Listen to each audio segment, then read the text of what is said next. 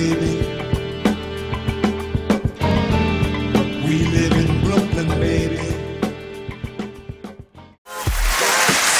Welcome back, everybody. This is Insanity Check Radio. Skillet Sauce, Ken, 8 over there on the boards. And we were talking about the NFL. Before I go there, let me just tell you how you can contact us at Twitter, at Insanity Check 12, YouTube, Insanity Check Radio, and Facebook, Insanity Check. So check us out. Hit us up with comments, stuff like that. If you like anything that we're talking about, you want to insult us, diss us, whatever, shout us out. But right now we're back on the NFL, and during the break we were having a pretty good philosophical discussion about free agency and so on and so forth. But let's just get to this Nnamdi situation. No, you are basically patting yourself on the back, rightly so, for being able to predict this thing. And how come these idiots couldn't predict this 2 years ago when they gave this bum who basically specializes in getting washed on the field for touchdowns? I mean, all I see from this guy is him getting burnt.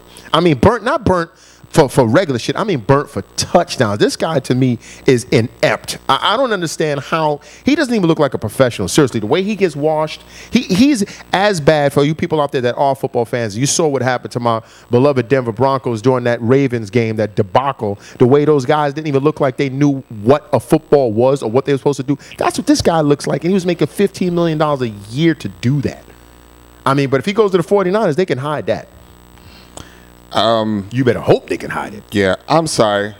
Asamoah, I mean, yeah, he may be able to hide it. Obviously, again, it depends on the defense that they play. But I'm sorry. I was getting myself prepared to talk about another free agent closer to, well, my old withered heart, the Jets. But I didn't even realize all the stuff that was going on. The Jets are doomed. Why would Jets are doomed. So running back Sean Green. He was a starting running back for the New York Jets. He just signed a 3-year, $10 million deal with the Titans to back up a cat who just ran for like 2,000 yards like a 3 years ago.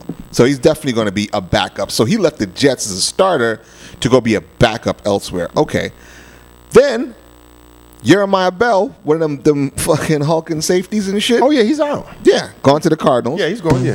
LaRon Landry, the other hulking safety, he might be going to the Colts. The Cats are bailing. That's a goddamn left, shame. right, and center. Okay, which they should. I don't disagree with their moves. The Jets are scum. And they said Keller's next. Oh yeah? Are you serious? Yo. But think about it.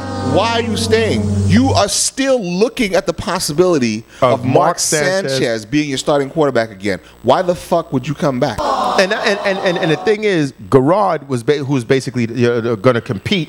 He flat out, he's coming in with all the humility of a dude that came from not playing last year. So he's saying all the right things, as they say. And he's like, if the guy Sanchez is out playing me and he's a starter, then I'm going to be as supportive as possible, blah, blah, blah, blah. But that's a bad situation because Garrard he's competent. He's not great. He's competent. When he's healthy, he's not bad. He doesn't, he doesn't make the insanely ridiculous interceptions and turnovers that Sanchez does. Which is why I think he's going to start. Yeah, because I was going to say, no one has made the amount of turnovers. He leads the league. Yeah. So, and then, butt fumble, running your head straight into the smack of some dude's ass and all, and a national Thanksgiving game. You guys are fucked, man. No, they should be fucked. Listen, hopefully. Yeah.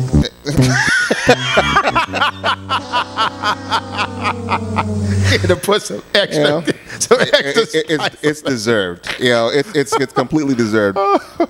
They were speculating yesterday on ESPN Radio that this is all just a setup to fire Rex at the end of the year. Oh, really? Yeah, because he deserves to be fired. What is he possibly going to do with this team? First of all, he's proved that he's a bad head coach. Okay, he's a good defensive coordinator, but he's a bad head coach. Yeah. So now you're giving him less. Yeah, what is he going to field? What kind of product is literally? Well, what kind of product are you guys going to put on the field? I mean, it's going to be filth. It's going to be unadulterated filth, and these cats will be blessed if they make 500 next year, which I don't think they will. I haven't seen this. Yeah, I haven't looked at their schedule. I don't even know the schedule's out yet, but yeah, they're completely doomed, and good for them. Yeah, he deserves it. And I'm thinking, because Plexi is back with the Steelers, right? Yeah, I've been out of the loop. Yeah, I missed all that shit. Plexico Burris is back with the Steelers. He signed a 1-year contract. I bet you he plays all right. Oh, of course, sure he will. Because Wallace went to the Dolphins. The Dolphins. So yeah, they bought Plexi back. So I'm like, yo. But remember, again, the ESPN cats was saying there's a reason why Plaxico didn't come back, because Plaxico was telling everybody that Mark Sanchez is ass as a quarterback. So he probably wouldn't want to come back. If no one else took him, he might have come back. But obviously, to protect Mark Sanchez, they didn't bring a dude back, who was fucking slaughtering his name across the fucking NFL. They're sullying this roach at every opportunity. But, I mean, look, those dudes are doomed. I mean, yeah, it's amazing that no matter what, they wanted to have that back page over the Giants. And they haven't. It's just the way they want it. And think of it this way, how bad the Jets are.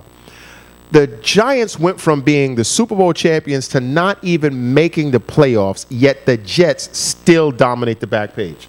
Because they're scum. Yeah, because it's almost like, the Giants, through injury or whatever, even when they go up or down, they don't present an opportunity for you to throw rocks at them. Whether they underachieve, whether you're doing whatever, you really don't have that much of an opportunity to attack them like this. Only thing is, this Cruz situation, why they not going to pay this dude when this dude outperformed his contract to the point to where whether he is part of the Illuminati with the Masons and all that shit he's doing all of a sudden, what your friend says, but they got to pay him. And they're like, yo, we're going to give you double of what you were making. But what I was making was not relative to what I was actually showing on the field. And doubling a horribly paltry sum is still nowhere near what my value is, considering what I've done and how I have proved myself.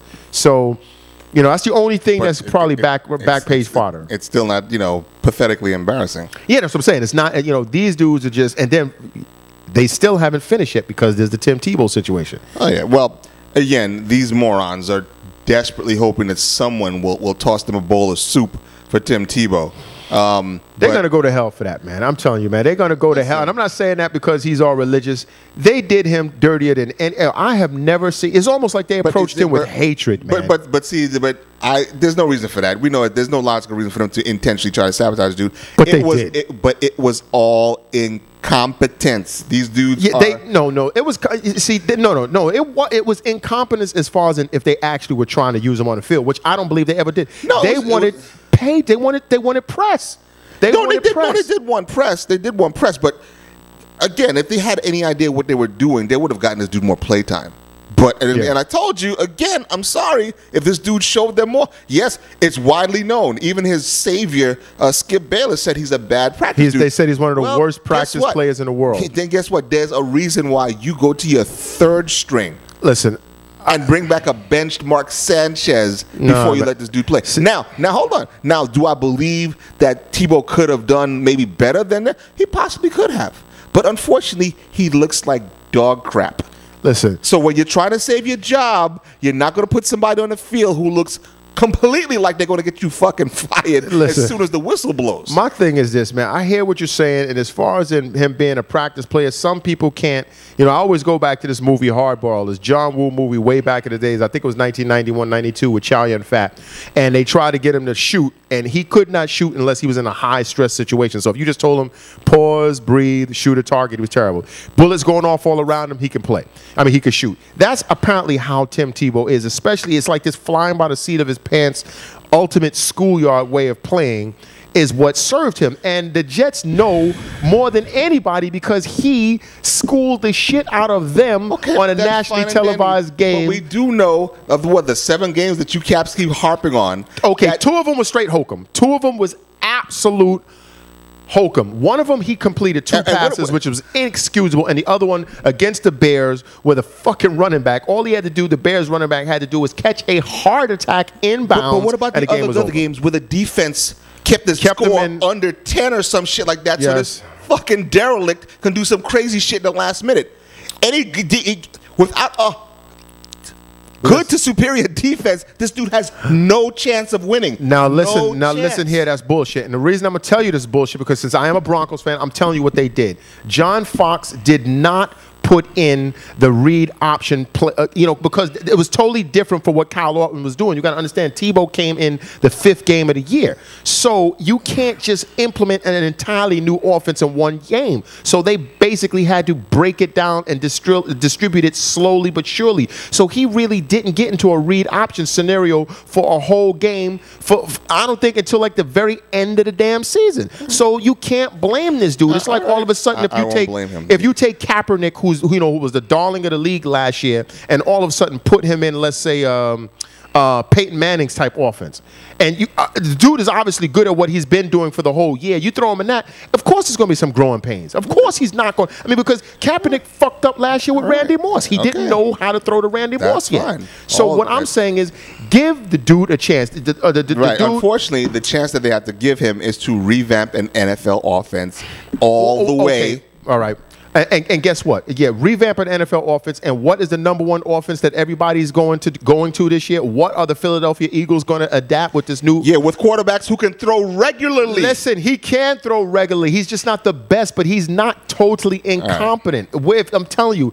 Okay, it's not my team. It's not my money. They actually said, listen, they think what might be a good fit, because Jacksonville is fucking up. And as far as I'm concerned, if I was him, I would tell Jacksonville to sniff my strap. They said, he might go to Buffalo. They said there's a thought that because they dumped Fitzpatrick. And if you actually, Ryan Fitzpatrick's gone. They gave him that extension and cut his ass, so he's out. What the fuck have I been doing? You obviously have been looking at shit. Yeah, they cut him. He's gone too. Now, did you hear the what happened with the prank caller? I just read. With the Ryan I just read. That's why I'm like, they dumped him.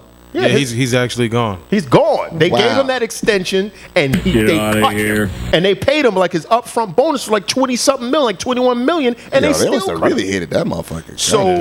So what I'm saying is, you figure if Tebow comes there to start. No, listen. Because it depends if they want to adapt that type of offense. Because you're going to get Tebow and all of his publicity for what, maybe $1 million a year. You can sign Tim Tebow to Kaepernick's goddamn contract, which means you'll have so much money to do all the other things if they're going to embrace that. Now, all they need to do, and this is what I don't understand why dudes won't take the chance, is get a backup that also can run that type of offense. So if this bum hee-haw can't do it, you just put the other dude in there, because that obviously is the offense of the moment. So if they got another dude that can also do the read option at the same time, if Tebow can't do it, because they're going to get him for a song. Okay, listen, I'm not saying somebody shouldn't give him a chance. I'm not saying somebody shouldn't get a chance. But all I'm saying is, look, you're right. This dude, and it's not just the Jets. Like I said, those 2 fucking past games and all of that. Yeah, shit, that was bad. That was bad. Come on, man. But listen, okay, but like that bum Skip, which I don't like Skip Bayless, but like he said, that Vikings game, he fucked them up with the pass. He did not run those dudes. And then against the #1 defense in the league, the damn Pittsburgh Steelers at Pittsburgh, he had 316 yards, 196 in the second half. So he actually did pass them. He was not running on them. He fucked them up with the pass. So how did that happen? That's a good question. And the second question is, how does it not happen more often?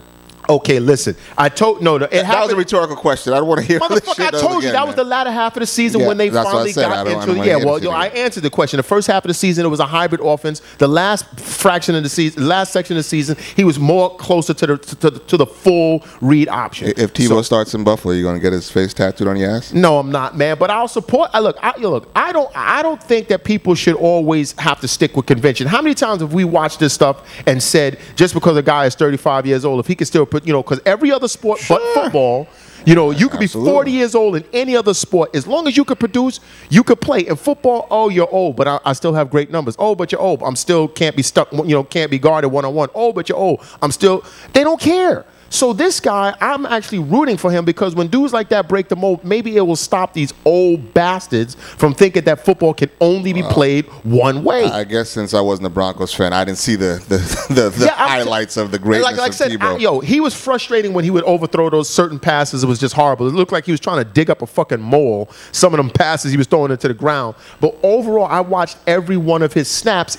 I'm telling you, if you let that man play, it won't be pretty. It'll be more like I dare say, I'm not saying Brett Favre because Brett Favre had more natural talent, but that same schoolyard wild thing that you don't know what the hell is going to happen.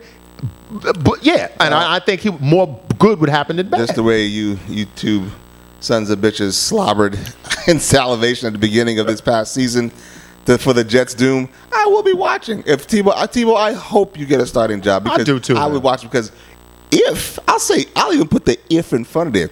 If and when you fuck up, this motherfucker here is gonna go deaf with me laughing in this Listen, fucking What if game. he does well? Yeah, what? I'm not a Tebow fan, but what if he actually does well? Yeah, if he does well, good for him. Leaves the Jets, does well. Oh. I mean Well, that'd that's be the something even that, ultimate disgrace. But that's something that would happen to the Jets. Yes. It very well could happen. But think of it. You know. It happened. There was a situation like this also where, think of Doug Flutie. The same situation. People didn't want to give But this dude a Flutie chance. could pass. But he was also 5'10" on his best day. Who could so pass? Yeah, all right, whatever, man, whatever. Anyway, we still have this free agency shit to talk about, so we'll be back in a couple of minutes. Yeah.